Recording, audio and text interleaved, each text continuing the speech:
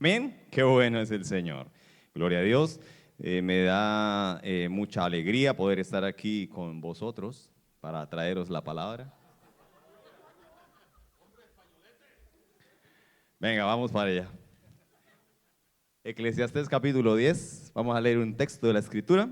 Para mí es un honor estar aquí sirviendo la palabra del Señor. Es un honor poder compartir con ustedes lo mejor que hay en el mundo, ¿cierto? El Evangelio. Amén. Eclesiastés 10:1. Leamos lo que dice allí. Dice: las moscas muertas hacen heder y dar mal olor al perfume del perfumista. Así una pequeña locura al que es estimado como sabio y honorable. Interesante, ¿no? Las moscas muertas. Ese pasaje no es como muy motivador, ¿no? Pero vamos a decirle al Señor que nos guíe, que nos enseñe y que nos dirija. Cierre sus ojitos bonitos, lindos que tiene. Padre, gracias te damos porque nos has traído aquí. No estamos aquí por coincidencia ni por el azar, Señor. No estamos aquí por otro motivo distinto a tu voluntad y a tu precioso propósito con cada uno de nosotros. Vengo aquí, Señor, a oír tu palabra. Vengo aquí, Señor, a recibir tu consejo. Padre, te pido, dame espíritu de sabiduría y de revelación en el conocimiento tuyo, Señor. Enséñame, muéstrame, guíame. Permite que lo que oiga hoy, Señor, quede consignado en mi mente, pero en mi corazón también, Señor. Y que cambie mi vida, cambie mi manera de pensar, para que cambie mi manera de vivir en el nombre de Jesús. Amén. Gloria a Dios. Bueno, aquí habla del perfume del perfumista, pero déjeme decirle que hoy no vamos a hablar mucho de perfumes. Solo que hay algo interesante ahí. El título de esta enseñanza, prédica, como la quieras tomar, dice, o lo quise poner así: no pierdas su fragancia. Y ahí ese su, bueno, sería bueno con S mayúscula, la S, porque se refiere a la fragancia no mía, sino a la fragancia de Dios, ¿cierto? Porque este pasaje de Eclesiastés realmente no fue escrito para mostrarnos algo acerca de perfumes o de moscas. Así es que quiero llevarles a segunda carta a los Corintios, capítulo 2, segunda carta a los Corintios, para entender un poco mejor acerca de qué se trata este texto, porque de algo quiere el Señor quitarnos en esta noche y hacia algo quiere Él llevarnos. Amén. Y en la segunda Corintios 2:14 nos está hablando también algo similar. Es el apóstol Pablo que dice: así que gracias a Dios, quien nos ha hecho sus cautivos y siempre nos lleva en triunfo en el desfile victorioso en Cristo. ¿Cuántos aquí están en victoria en Cristo Jesús? Amén. Entonces se refiere a ti, se refiere a mí. Amén. Bueno, que estamos en victoria. Pero mire lo que dice luego: ahora nos usa. ¿Cuándo? Ahora nos usa para difundir el conocimiento de Cristo por todas partes como un fragante perfume. Siga el otro. Nuestras vidas son la fragancia de Cristo que sube hasta Dios. ¡Wow!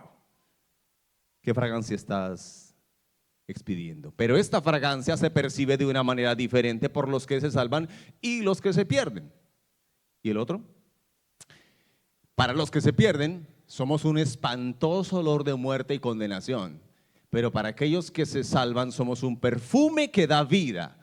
¿Y quién es la persona adecuada para semejante tarea? Bueno, ahí el tema sigue, ¿bueno?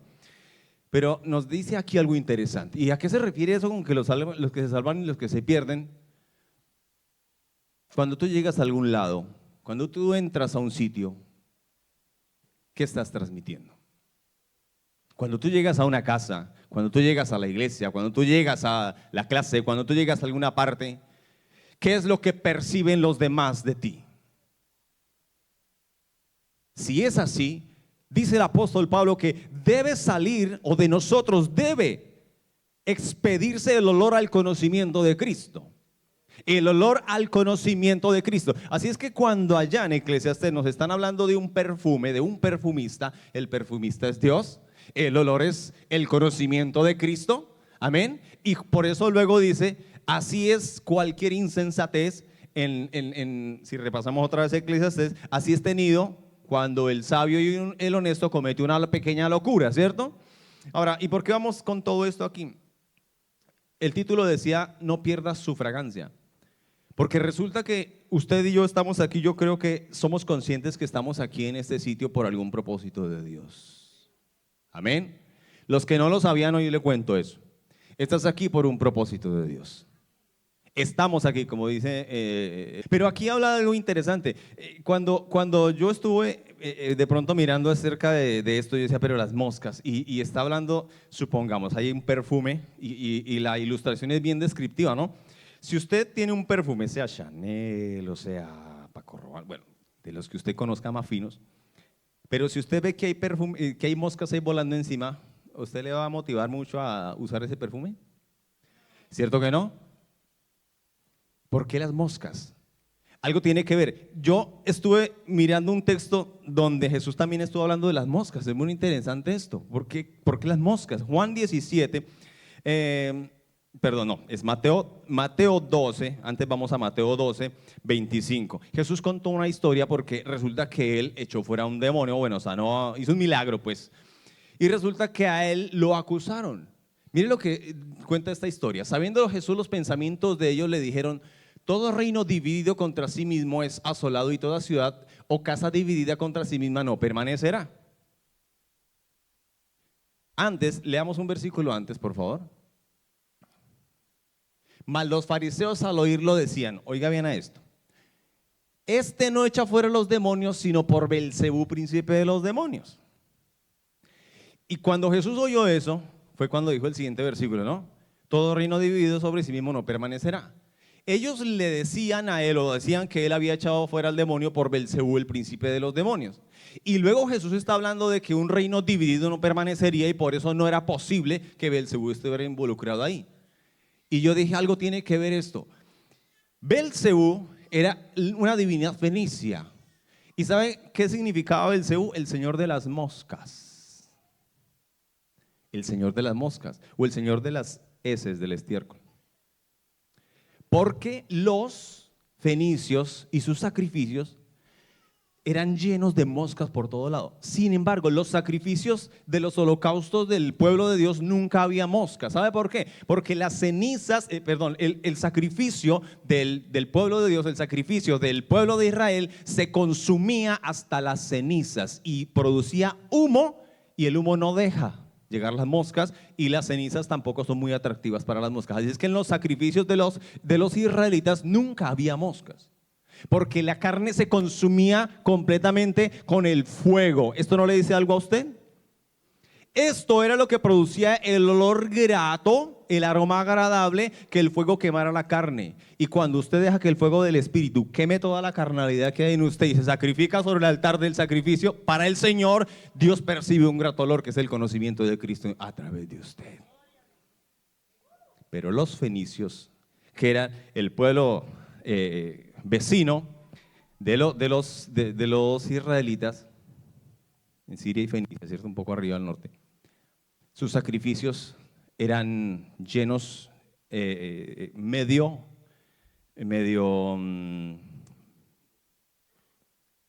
repugnantes, y por eso ellos comían incluso la carne sacrificada a los ídolos, y la comían porque la comían con sangre. Y por eso también hay una doctrina en la Biblia acerca de no comer la carne sacrificada a los ídolos, y eso tenía mucho que ver con el Nuevo Testamento acerca de esta doctrina. Pero ¿qué pasa? Resulta, hermano querido, que cuando Jesús está hablando de Belcebú, él está hablando del señor de las moscas. Y yo estuve mirando algo interesante. ¿Por qué Jesús, cuando habla de Belcebú y que él no puede ser Belcebú y él por Belcebú no puede echar fuera los demonios? Porque toda casa dividida sobre sí misma no puede permanecer. No solo se refería a que el diablo no puede echar fuera al diablo, sino que, fíjese, voy a mostrarle una imagen, si me ayudan allí, con la visión de una mosca. Oiga bien esto. Hay una imagen allí que tenemos, y si ustedes sean de pronto, no tenían conocimiento de este detalle, si está la imagen, si podemos antes de que Cristo venga, sería mejor. Bueno, es una que tiene hartas imágenes pequeñitas, ¿no? Bueno, vale. Así ve una mosca. ¿Qué ve usted ahí? Una visión dividida. Una visión de un solo elemento, está enfocado hacia hacia un solo sujeto, pero esa visión está dividida. ¿Ya? La visión de la mosca es una visión dividida. Dios dice que nosotros somos como águilas. ¿Y usted sabe qué es la visión de un águila? Perfecta, ¿cierto? Que desde la altura ve a lo lejos, perfecto. Y nosotros levantaremos alas como las águilas, y Dios nos compara a nosotros con esos animales majestuosos, ¿cierto? Que se levantan sobre las alturas, sobre la tormenta.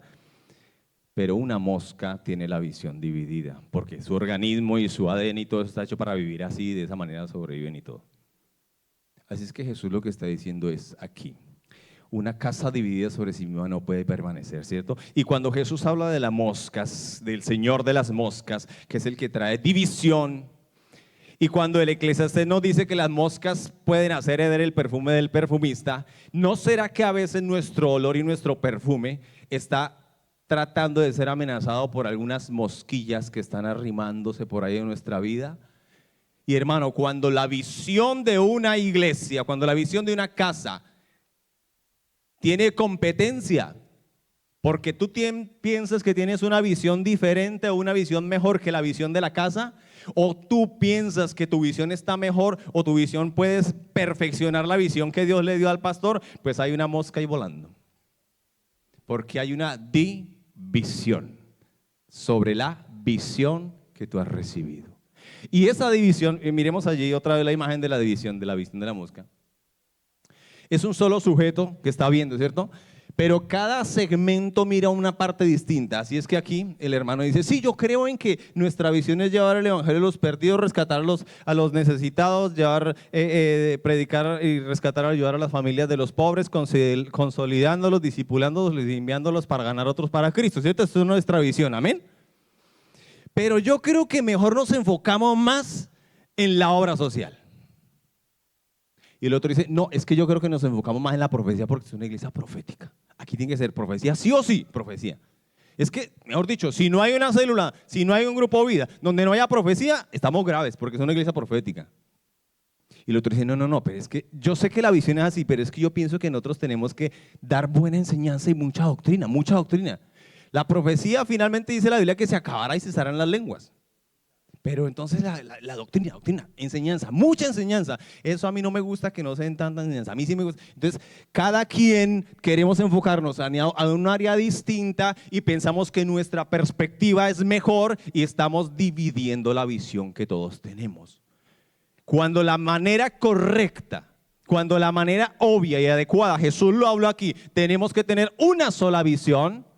Tenemos que someternos a la visión, y Dios ha puesto una cabeza administrativa aquí en la iglesia, nuestro padre espiritual, el pastor Pedro. Él es el que nos transmite la visión y nosotros tenemos una mejor. Bueno, sométase a esa visión.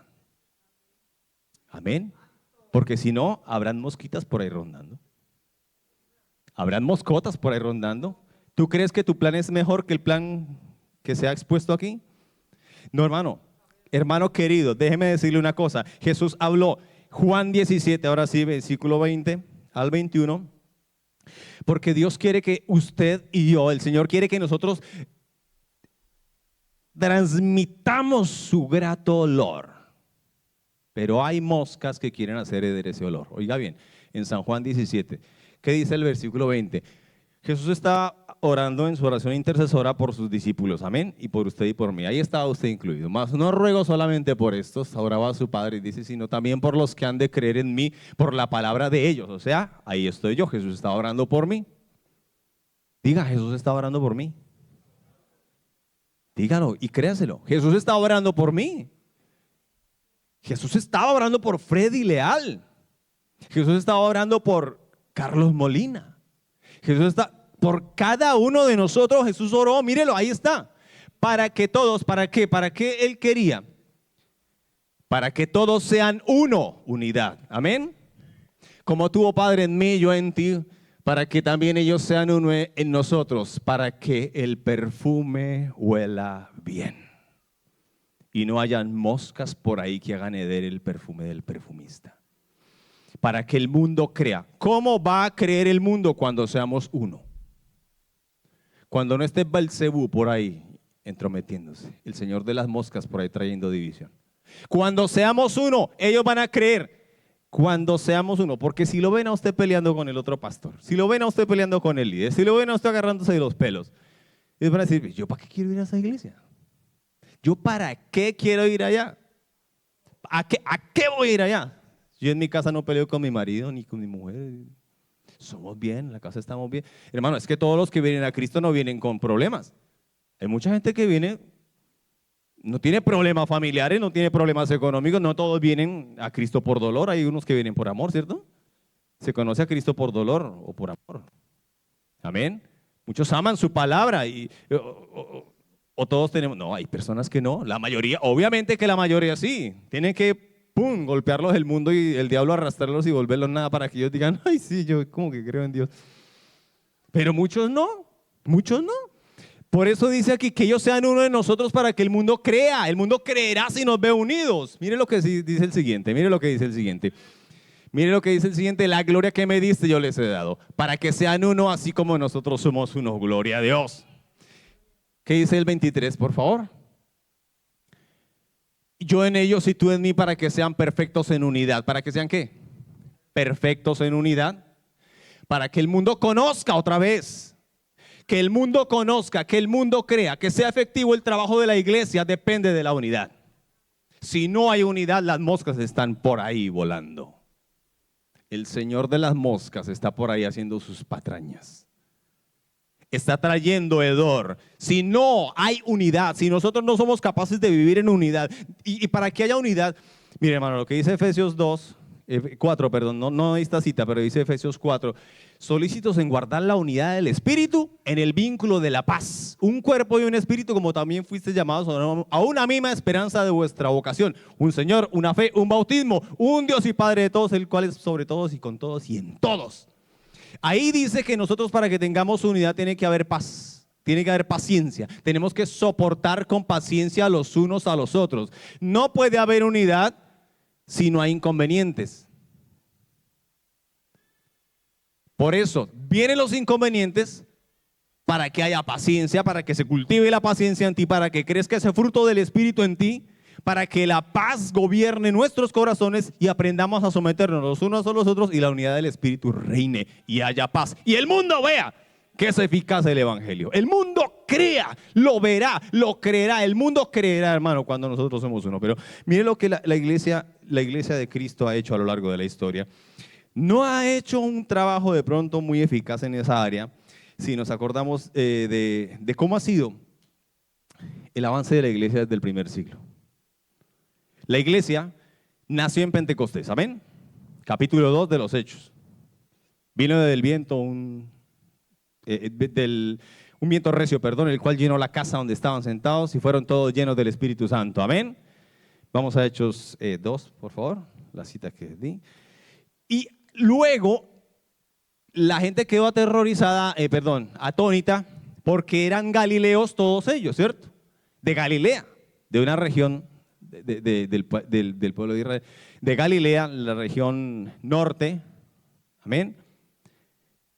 Y ahí, dicen, no eran galileos todos esos, pero les escuchaban hablar en todos estos idiomas. Y en el 11, fíjese que dice algo aquí, cretenses y árabes. Les hicimos hablar en nuestras lenguas las maravillas de Dios. Bueno, ahí partió la iglesia, ahí nació la iglesia. Jesús les había dicho, vayan, prediquen el evangelio a toda criatura, ¿cierto? También les había dicho, seanme testigos en Jerusalén, en Judea, en toda Samaria y hasta lo último de la tierra. Amén. Así es que ellos comenzaron a predicar. Pero fíjese, hermano, que hubo algo, hay un detalle interesante que hay que ver aquí. También estaban los árabes ahí. Y los árabes también habían oído las maravillas de Dios. Pero parece ser que el evangelio fue predicado a todo el imperio romano, ¿cierto? Ustedes saben que la iglesia creció y llenó todo el imperio romano con el evangelio. Pablo lo dijo, he llenado toda Asia con el evangelio. Y creció mucho, mucho hacia el norte, pero hacia el sur no tanto. Y justamente parece ser que los árabes fueron como olvidados y el evangelio en Arabia parece que no llegó con poder y no fue muy poderoso. Por eso en los primeros 3 siglos de la era cristiana hubo mucha persecución, ¿cierto? Hasta que fue el concilio de Nicea y el cristianismo estableció como la religión del imperio. Bueno, un poco de historia y rapidito. Pero por allá por el año 600, en Arabia, un hombre dice que un ángel se le apareció y fundó la segunda religión más grande del mundo en la actualidad, que es el Islam. Parece ser que como no los llevaron el evangelio, ellos crearon su propio evangelio. Pero ¿qué estaba haciendo la iglesia mientras tanto? Los primeros 6 siglos de la era cristiana. ¿Qué estaba haciendo la iglesia cristiana que supuestamente tenía que llevar el evangelio a todo el mundo? Debatiendo. Porque los primeros 3 siglos, que fueron persecución, está bien, la iglesia crecía, pero luego cuando vino un poco de paz, la iglesia se durmió y empezó a debatir sobre doctrinas, denominaciones, empezó a crear sus concilios, empezó a crear sus organizaciones para preocuparse por ellos mismos. No solamente eso, discutían por dogmas y algunos de ellos eran, por ejemplo, ¿será que si la mosca viene y se para sobre el agua bendita contamina el agua o el agua bendice a la mosca? Eso, créame hermano, eso eran temas de debate fuerte en la iglesia de ese entonces. Por ejemplo, el sexo de los ángeles, ¿será masculino o femenino? Todos esos eran doctrinas y dogmas completamente absurdos, pero eran concilios que se hacían para ello. La iglesia comenzó a meterse en la preocupación por su propia doctrina y dogmas, muchos de ellos llevados al extremo, y se olvidó de la gran comisión que era llevar el evangelio a todo el mundo.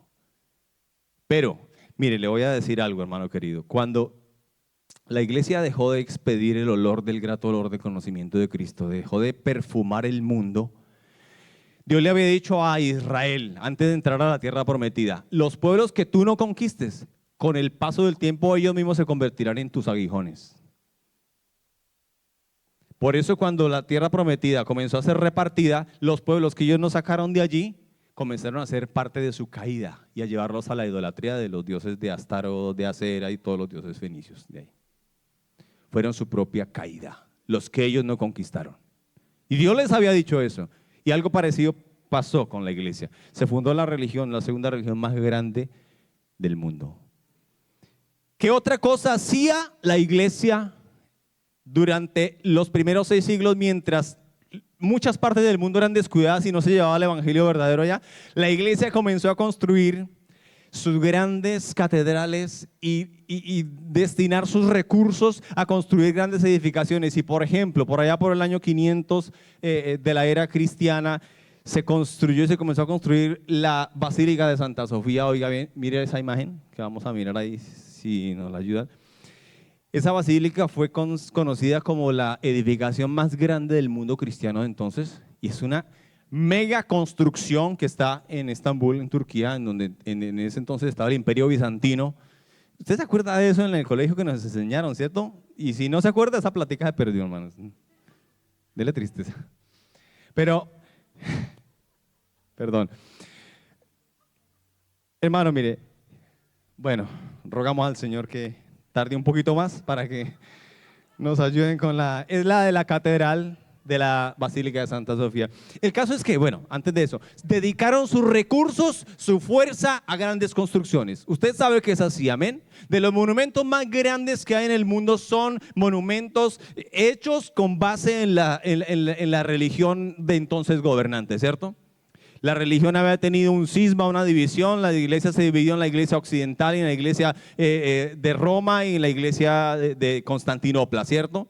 Pero hermano querido, déjeme decirle que la iglesia se dedicaba a la creación de grandes monumentos, a la creación de grandes construcciones. Todos los recursos de la iglesia eran para eso. Mire eso. ¿No era esa? Bueno, sí. Sí, bueno, esa es.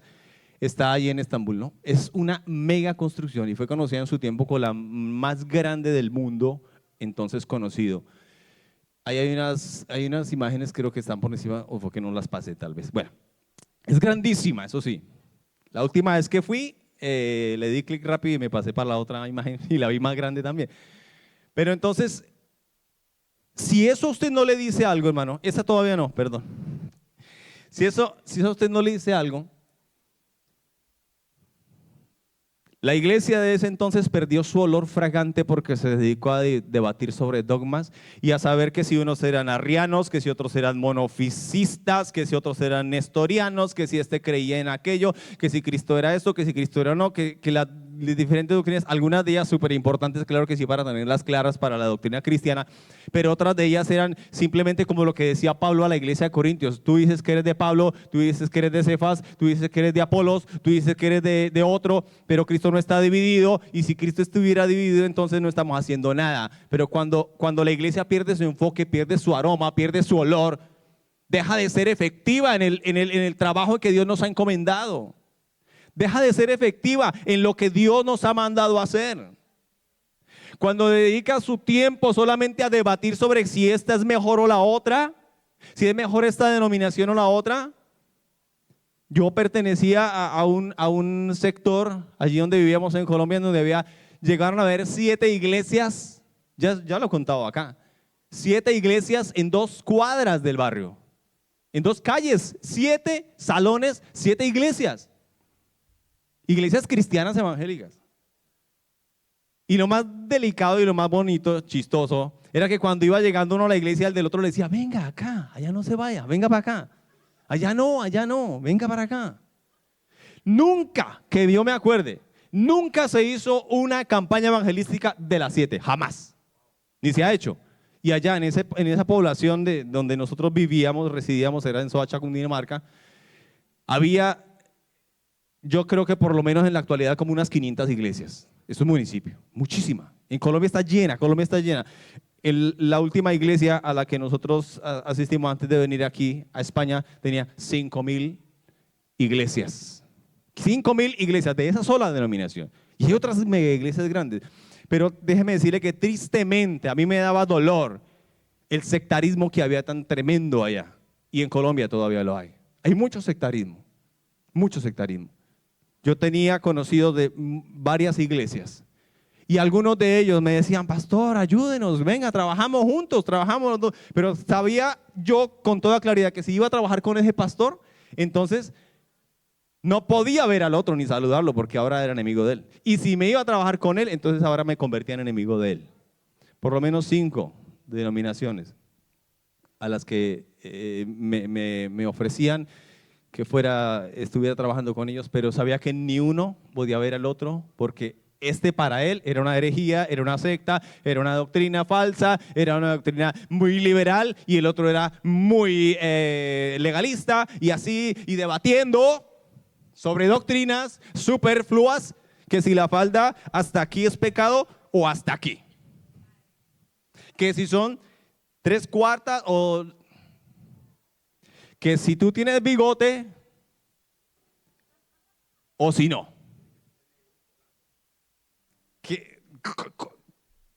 Que si las moscas tocan el agua, se santifica o se contamina.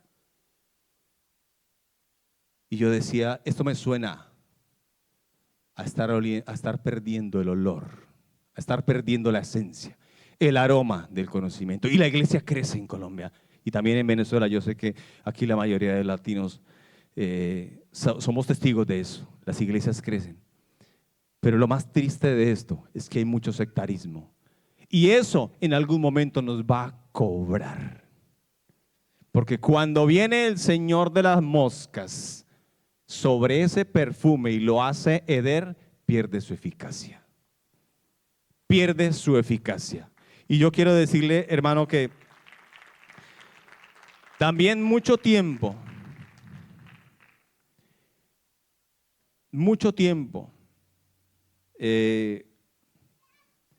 estuve pensando y estuve analizando, y con mi esposa, cuando llegamos aquí a España, nosotros llegamos, el Señor nos trajo bueno, y estuve debatiendo con eso en mí. Yo sé que la mayoría de ustedes, pastores, tienen, de pronto, no tendrían necesidad de estar aquí, ¿cierto? Ustedes saben hacer iglesia, ustedes saben irse a parar en una plaza, predicar y convertir, o que la gente se convierta y comenzar a formar un grupo y y de pronto podríamos hacerlo, pero ¿por qué no? Porque no es la visión, porque no podemos nosotros tener un libre albedrío si hemos entregado nuestra vida a Cristo. Porque es mejor tener una cobertura.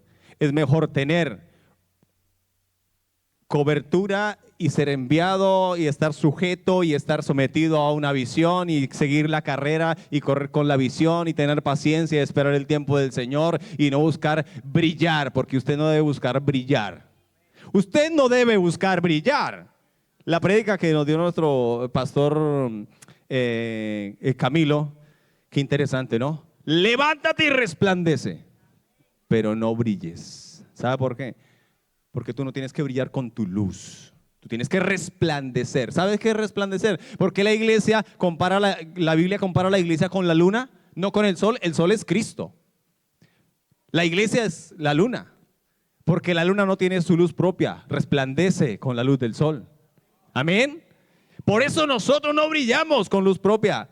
Resplandecemos. Levántate y resplandece. Deja que el olor del conocimiento de Cristo salga de ti, hermano, que si llegas a tu casa, que la gente sienta que llegó alguien que tiene el conocimiento de Dios, que llegó alguien que puede transmitir. Huele a Cristo. Pero ¿qué dicen cuando llegas a tu trabajo?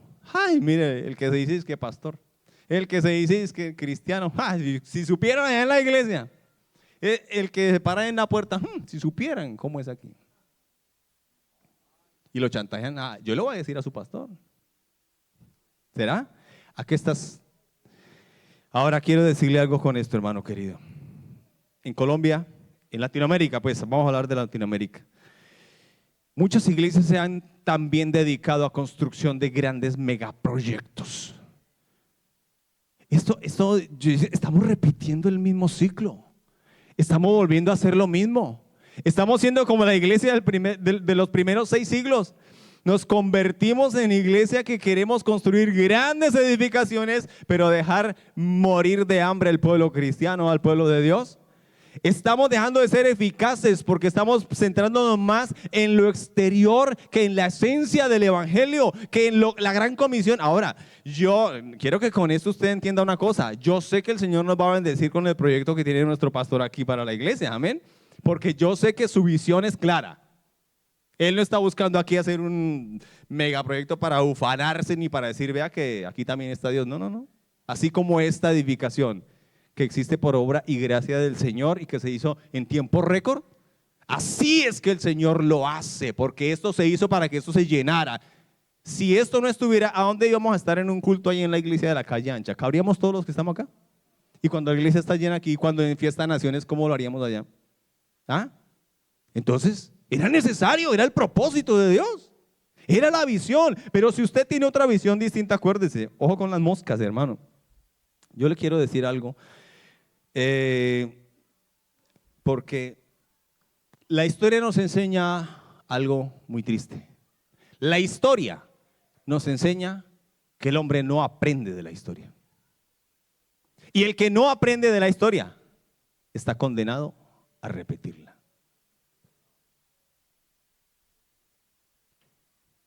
Hay algunas cosas importantes en lo siguiente. Ya voy cerrando, creo.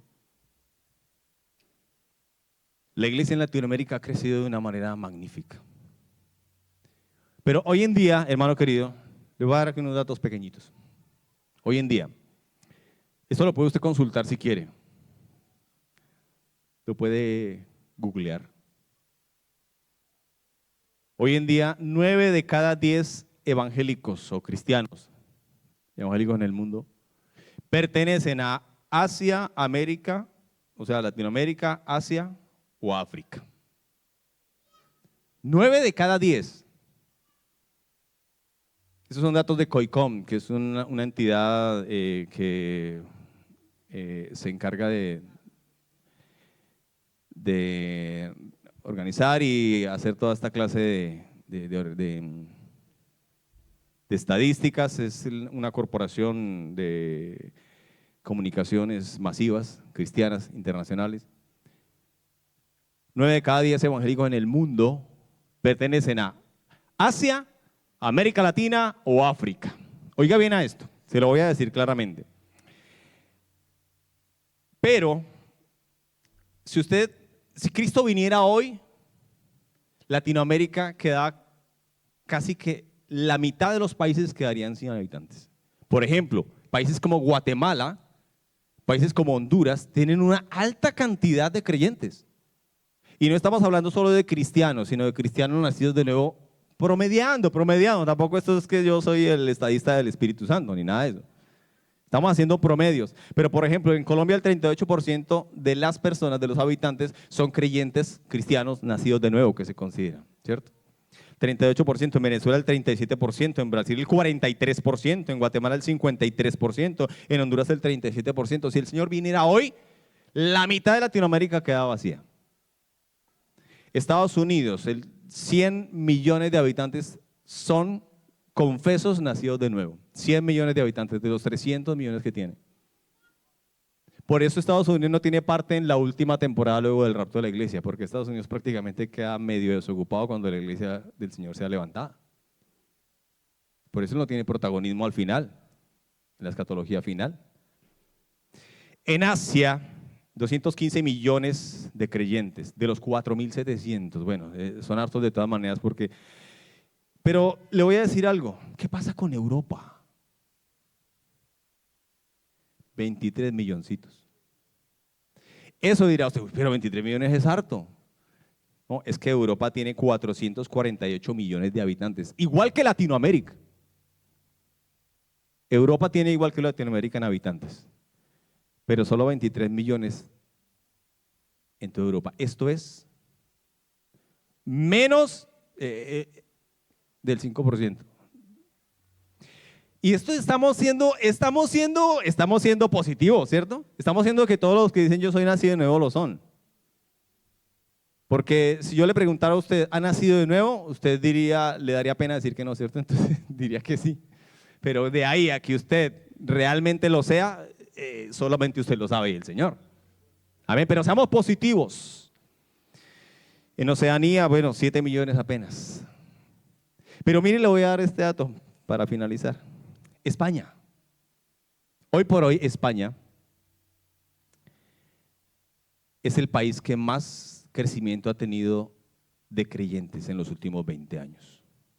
En los últimos 20 años, España ha triplicado el número de iglesias evangélicas. Ha triplicado, esto según la FEREDE, la Federación de Entidades Religiosas de España. Amén.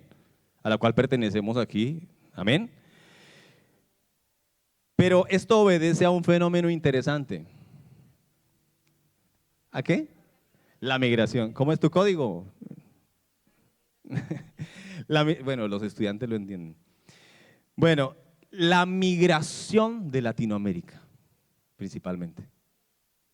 España ha tenido un incremento de 3 veces más el número de iglesias. En la actualidad hay 4.340 lugares de culto.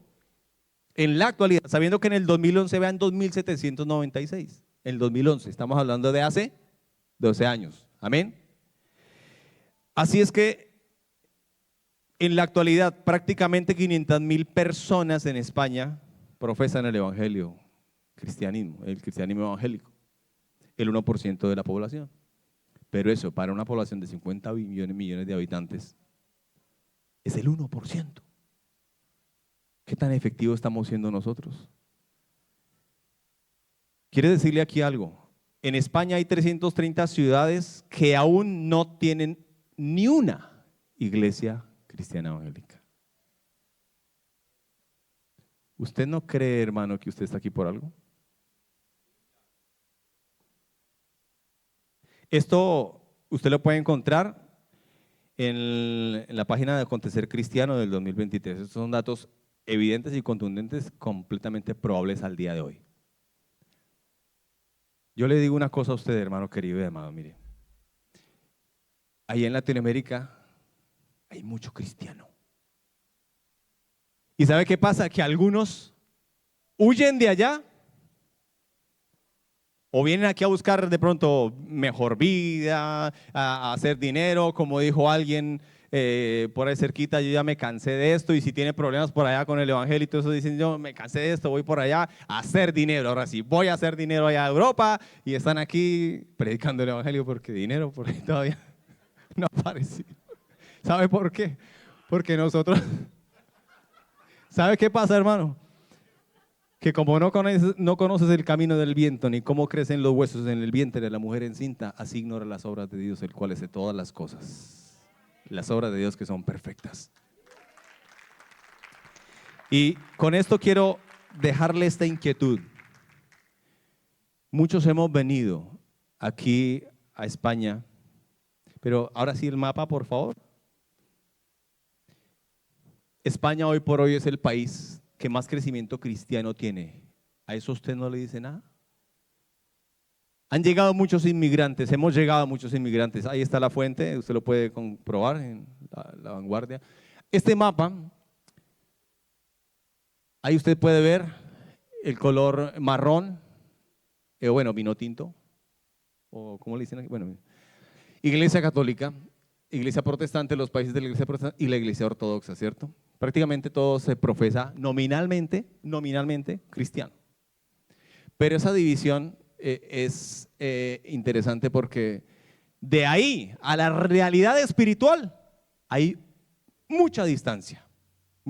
Incluso con los países del norte, nórdicos, que son los principalmente confesos protestantes, pero es un protestantismo nominal, claro que sí.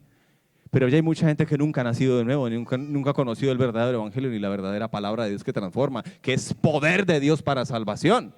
No lo ha conocido, pero usted en Latinoamérica sí lo tenía, sí lo conocía, se gozaba, estaba en la vigilia toda la noche y aquí le duele venir hasta la 1, ¿cierto? O nos duele porque a mí también muchas veces, ¿cierto? Y allá hacíamos ayunos de 7, de 15, de 40 días, de 70 días. Sí, lo hacíamos así, bueno. Y aquí a las 2 ya estamos, terminé el ayuno, lo voy a entregar, gloria a Dios. ¿Ah? ¿Es así la situación? ¿Qué ha pasado con el fuego? ¿Qué pasó con ese olor del conocimiento de Cristo? ¿Las moscas están ahí? ¿Qué pasó con eso? ¿Por qué te trajo el Señor aquí? España es la entrada a 3 continentes. Es la entrada a 3 continentes. España es la entrada a 3 continentes, hermano querido. Hay 660 millones de creyentes evangélicos nacidos de nuevo estadísticamente en el mundo en la actualidad. ¿Y sabe cuántos habitantes hay? 8.000 millones de habitantes y hay 660 millones de cristianos apenas. Yo creo que tenemos mucho que hacer todavía. Y el Señor está a las puertas. Dijo Gigi Ávila, creo que dijo, ya siento el sonido de los cascos de los caballos en el cielo. El Señor está a las puertas. Hay mucho trabajo que hacer. Hermano querido, hermano amado, ¿qué te está distrayendo? ¿Cuál es la mosca que está rondando ahí por encima? ¿Sabe que las moscas también es símbolo de distracción? ¿Sí? No hay un dicho popular que dice, uy, es que usted parece una mosca en verano, oiga. Pesado más que una mosca en verano, es que ya lo siento como la mosca aquí detrás del oído. ¿Qué es lo que está haciendo que tú no estés expidiendo el olor del conocimiento de Cristo?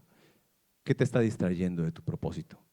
Tú estás aquí por un trabajo. Mira el mapa, vamos a concluir con lo siguiente. Hermano querido, Pablo dijo, olvidando ciertamente lo que queda atrás, me extiendo hacia la meta. Mira el mapa.